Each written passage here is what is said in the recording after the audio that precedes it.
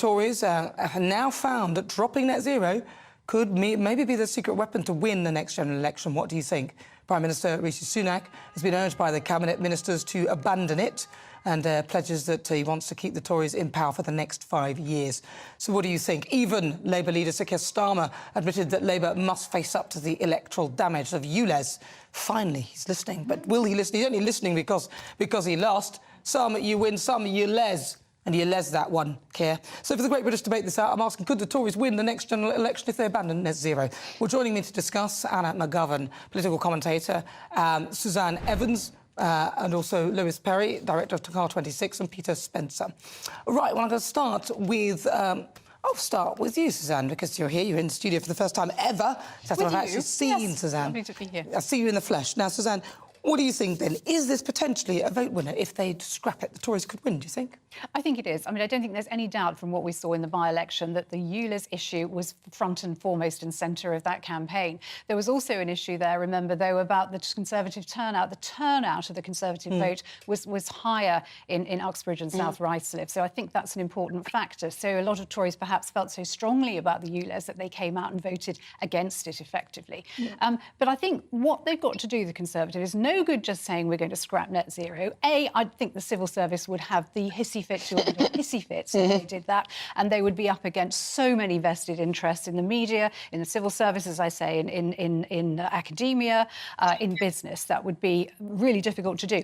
What they need to do is start talking about the cost of net zero, because this is what none of us has ever been told. How much is it going to cost to reach net zero? How are our lifestyles going to change? What are we going to have to give up? Our flights, our holidays, our cars, eating meat, perhaps. All these. I'm not giving up eating meat. That's not going to happen. You and me both, Nana. But all these things. I was going to say I think myself eat them, but I shouldn't say that.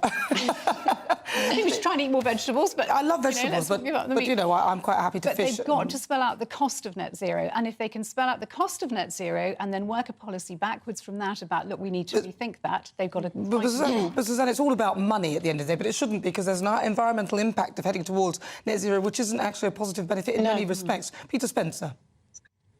Well, I mean, of course, both Rishi Sunak and Keir Starmer are taking a bit of a peek at their green policies because of the fact that manifestly the ULEZ thing saved them in Uxbridge from actually getting the worst set of by-election results in a single day in half a century. But I'm with Bill Clinton's slogan from all those years ago, it's the economy, stupid.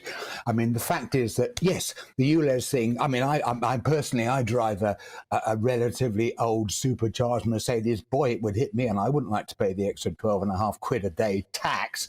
But this is a very localised thing, remember. Well, it doesn't spread across the entire country. No. And point one. And point two, it's an issue that that it comes in the context of people, as we were talking about, trying to get on holiday one way or another, and getting to Europe and finding the places absolutely turn into a steaming cauldron. And there are very few scientists who say, look, this isn't I want to bring Lois Perry in. Well, let me bring Lois Perry. Sorry. Peter, I'm going to bring Lois in because something you said she shook her head quite vehemently to. Why were you shaking your head, Lois? Well, I mean, you know, number one, obviously it's very, very clear that you lose. This is the political equivalent of go woke, go broke. And ULEZ is not a localised issue. Keir Starmer has said very clearly that he'd like to push it out nationwide. But in terms of, you know, the sake of talking about going on holiday, record temperatures, it's come out very recently that the BBC have, for the first time, been using satellite data in the last week rather than the Met Office data, and in terms of temperatures, and they've been using ground level temperatures rather than the normal temperatures from the Met Office, which in actual fact in Palermo and on Wednesday were 15%, 15 degrees Celsius difference. So they've actually exaggerated it. They said it was 47, but actually it was 32. So this is all being catastrophised. The BBC are being completely disingenuous, and they're lying to us as well. Hold on, because there's nobody here for the BBC to speak for themselves, so to call them lying, liars, we'd requested a right to reply, Okay. and we don't know whether It was reported on the other station. So you're today. saying they're using a Palermo way of measuring rather than the usual way that we... Well, no, what they did was they used, instead of using the normal Met Office temperatures, which are 2 metres above ground, they used satellite data, which is the ground level temperatures. They've never done this before. This is only in the last week. And Richard Tice, I think it was either today or yesterday, reported on this on a different channel because it's disgusting. Well, let's bring Anna McGovern in. Anna. No, I absolutely agree with everything that Lois is saying, though I think that the public have become so indoctrinated with the idea of like climate catastrophe and climate ideology that actually if the Conservatives turned around and said we're going to scrap net zero, I do wonder what the public's response would be to that, because I think you've got all of these groups such as Just Stop Oil, for example, blocking the roads, causing chaos in people's everyday lives for this idea of climate apocalypse, which it does not exist and is not founded by any scientific data.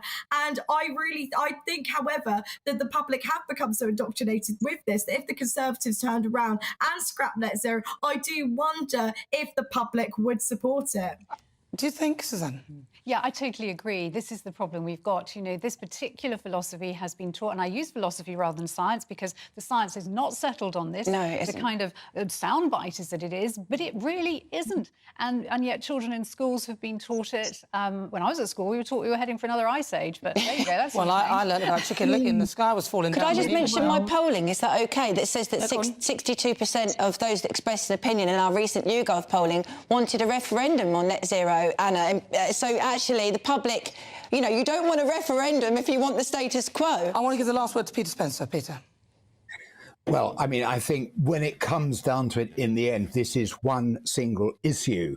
But amongst a whole plethora, the predominant one being the fact that the British economy has been in the doldrums for the last 13 years of Tory rule. And what I pick up from the opinion polls, never mind about green policies or what are on the fringes, the fact is what I'm picking up from the opinion polls is that there's a strong, and indeed from what we saw in the by-elections and indeed the local elections, is that we have a new British zeitgeist, which is let's give the other lot a chance. They can't be worse. Well, do you know what? That's what they said about Joe Biden, and look what happened there. Look, let's so very briefly then, Anna McGovern, do you think the Tories can win if they scrap net zero? Yes or no?